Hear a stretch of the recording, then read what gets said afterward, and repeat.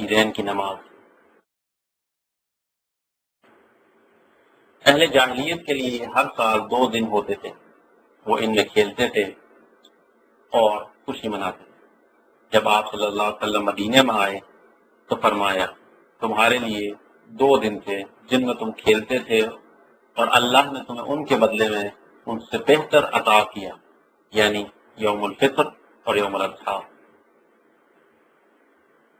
اور کفار کی عیدوں میں شرکت کرنا جائز نہیں ہے، کیونکہ عیدیں کسی بھی دین کی علامت، شرائع اور طریقوں کو ظاہر کرتی ہیں۔ اللہ تعالیٰ فرماتے ہیں ہم نے تم میں سے ہر ایک کے لیے شریعت اور راستہ بنایا ہے۔ اللہ اکبر اسلام میں عید عبادت، خوشی اور سرور کے اظہار اور حلال اور پاک نعمتوں سے مستفید ہونے کی مدد ہے، اور اللہ نے دونوں عیدوں میں ایک نماز مشروع کی ہے جو کہ عید کی نماز ہے، اور وہ مظاہر عید میں سے سب سے اہم مظہر ہے۔ عیدین کی نماز فرض کفایہ ہے، اگر کوئی ایک شخص نماز ادا کر دے تو باقی لوگوں سے اس کا گناہ ساقط ہو جاتا ہے، ہاں مگر اس کے بارے میں بہت تاکید وارد ہوئی ہے، کیونکہ آپ صلی اللہ علیہ وسلم نے بوڑھوں اور عورتوں کو اس کی ادائیگی کا حکم دیا، یہاں تک کہ حیض والی عورتیں اگرچہ وہ نماز ادا نہیں کر سکتی لیکن پھر بھی ان کو عیدگاہ کی طرف جانے کو کہا گیا ہے۔ اس سے اس نماز کی فضیلت اور تاکید واضح ہوتی ہے۔ اللہ پاک کا فرمان ہے اپنے رب کے لیے نماز پڑھ اور قربانی کر۔ نبی صلی اللہ علیہ وسلم کا عورتوں کو بھی حکم ہے کہ وہ اس نماز میں شرکت کریں۔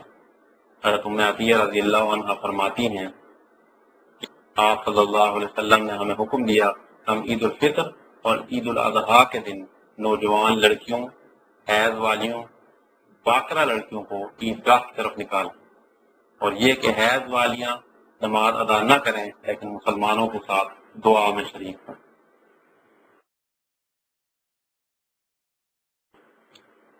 عیدین کی نماز کی 2 رکعتیں ہیں، بغیر اذان اور بغیر اقامت کے۔ ان دونوں میں قرأت اونچی آواز میں ہوگی۔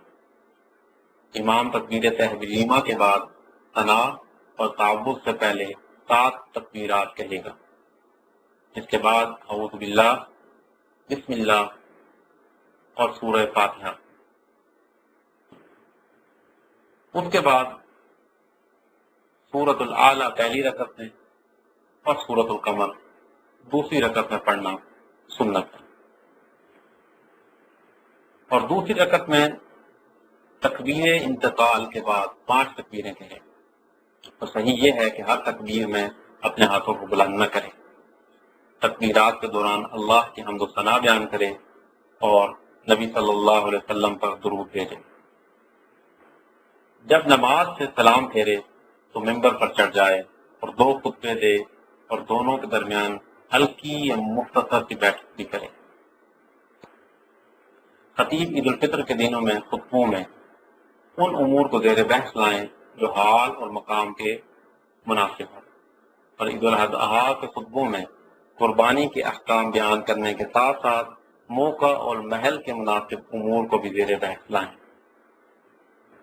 عیدین کی نماز مسجد میں نہیں بلکہ عیدگاہ میں ادا کرنا سنت ہے، اگر ضرورت کے پیش نظر مسجد میں بھی پڑھ لی گئی تو کوئی حرج نہیں۔ عید کے مستحبات میں ایک مستحب یہ ہے کہ مرد اپنے آپ اچھے کپڑے پہننے کے ساتھ خوبصورت بنائے۔ بہرحال عورتیں بغیر خوبصورتی کی اور بغیر خوشبو لگائے عید کی نماز کے لیے نکلیں گی۔ مقتدی آنے میں جلدی کرتے ہوئے اگلی صفوں میں پہنچنے کی کوشش کریں اور ایک راستے سے جائیں اور دوسرے راستے سے لوٹیں۔ اگر ممکن ہو تو پیدل چل کر جائیں۔ حضرت جابر رضی اللہ عنہ سے مروی ہے، فرماتے ہیں نبی اکرم صلی اللہ علیہ وسلم عید کے دن راستے کو بدلتے تھے، اور عید الفطر کے لیے نکلنے سے پہلے 3 یا 5 لاکھ عدد میں کھجوریں کھالیں، اور عید الاضحیٰ میں عید کی نماز سے لوٹنے کے بعد کھائیں۔ عید الفطر کی نماز کو دیر سے پڑھنا مستحب ہے تاکہ مسلمان زکوٰۃ الفطر کو آسانی سے دے سکے اور مستحقین تک پہنچ جائے۔ البتہ عید الاضحیٰ کی نماز کو جلدی پڑھنا مستحب ہے۔ عید کی نماز کو پہلے اور بعد میں نفل پڑھنا مکروہ ہے۔ البتہ اگر عید کی نماز مسجد میں ادا کی جا رہی ہو تو مسجد میں داخل ہوتے وقت تحیۃ المسجد ادا کر لیں۔ کسی کی عید کی ساری یا بعض نماز رہ جائے تو جس طرح عید کی نماز پڑھی جاتی ہے اسی طریقے پر قضا کر لیں، اور وہ یہ کہ 2 رکعتیں ان کی تکبیرات کے ساتھ پڑھے اور جو رہ جائے اس کو اپنے طریقے پر پورا کرے۔ عید کے دن یہ تکبیر پڑھنی سنت ہے: اللہ اکبر اللہ اکبر، لا الہ الا اللہ، اللہ اکبر اللہ اکبر وللہ الحمد، اور ان الفاظ کے ساتھ: اللہ اکبر اللہ اکبر اللہ اکبر کبیرہ۔